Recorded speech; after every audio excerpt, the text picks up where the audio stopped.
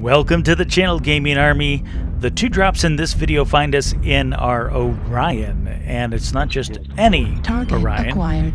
It's the clan version. So this is technically the Orion 2C, and it's the Bravo variant.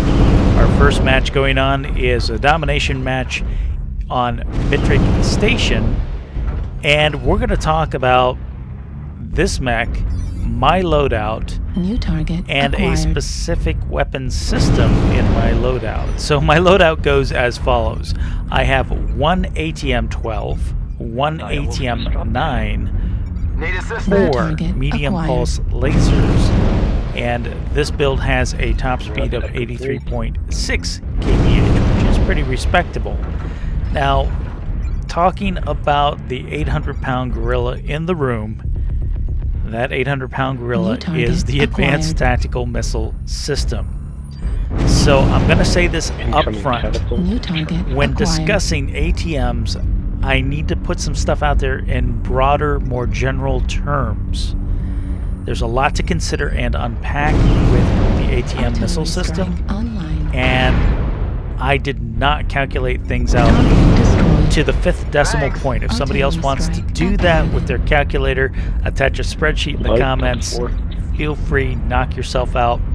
I just want to give you a quick overview, kind of a generalized rule of thumb. And if we include in the discussion the fact that in a previous patch, damage was nerfed, I believe it was 0.2 per missile, added to damage fall off over distance that this weapon system has, and then refactor in the fact that any range skills that you add to your mech will impact the maximum ranges and therefore the damage over distance calculations, you can see where this gets complicated really fast. So again, I want to speak in some broad general terms when discussing ATMs.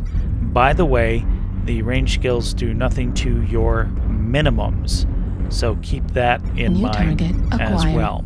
And that's the first point I want to make about ATMs. They do have a minimum range. That minimum is 120 meters. Anything under 120 meters, you will do no damage. So the next range bracket you need to focus on is roughly 120 to 300 meters. Plan on, again, ballparking it, 3 damage per missile.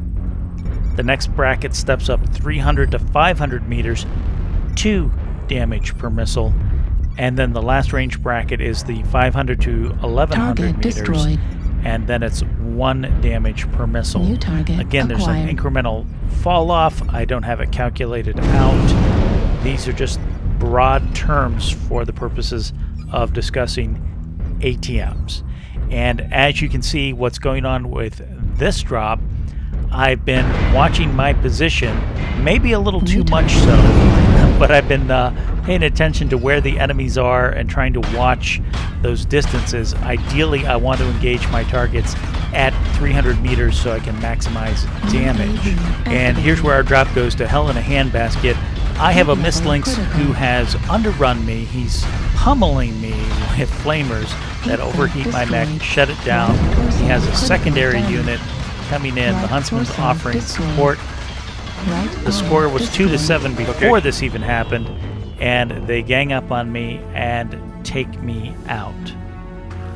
Switching over to the end screen, even though it wasn't an optimal drop, we did wind up with 642 damage done. Jumping over to our next drop, this one has us playing skirmish mode on Caustic Valley, and we'll let this play out in the background as we continue our discussion about advanced tactical missiles.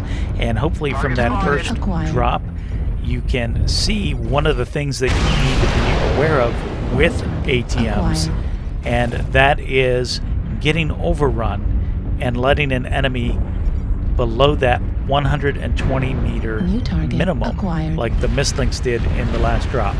Now, he was doing exactly what a light mech in that position should do, so I'll just chalk that up to my personal wall of shame in letting that happen. So some more things to be aware of when using advanced tactical missiles. I don't know if this is a good thing or a bad thing, but keep in mind you don't always have to use locks with the advanced tactical missiles, that you can dumb fire them. They won't be as accurate and you do get more spread, but in a pinch you do have that option. If you've been watching on the video how it plays out, you'll also notice something specific about the missiles themselves. The trajectory of these missiles is very, very flat, so it will not arc up and over ground, terrain, and other obstacles. So keep that in mind when you are focusing an enemy with ATMs, that you do have that flat missile trajectory working against you. The other thing with this weapon system is it is more of a line of sight weapon system because of that flat trajectory, and you're going to get your biggest bang for your buck when you can actually see the enemy, and hopefully there's an unobstructed view to your target, and better yet that they're at about 300 meters. If you combine all of those things into the perfect scenario, you can do a lot of damage with this weapon system, and I would argue with this mech. Getting back to the action on this drop, we can see that the enemy is set up in two distinct positions on the board. There's a group in Echo 4 as well as a second group in the low ground with us here at Delta 4. It is a target-rich environment, which I do appreciate, but unfortunately this is where my ADD kicks in full gear. The score is 2-5, so we're well behind on the power curve. I'm trying to process what's going on the battlefield and take in all of this information, as well as pick targets that are appropriate and at my preferred range so that I'm maximizing damage. And I'm also aware of some other units to my left. That was the group from Echo 4. And in the back of my mind, I know what happens when light mechs underrun this particular build, so I am paying attention to that as well. So while I'm suffering from information input overload, I'm spreading my damage between multiple targets, which is a horrible thing to do, instead of just focusing on something like probably the Atlas. I should have focused him earlier and brought him down. Now he's pushing me. Thank goodness both side torsos are open. Maybe I can survive this encounter, but probably not. And down I go. It's a terrible loss, but when we look at the end screen, we do manage to come up with 2 kills, 695 damage done.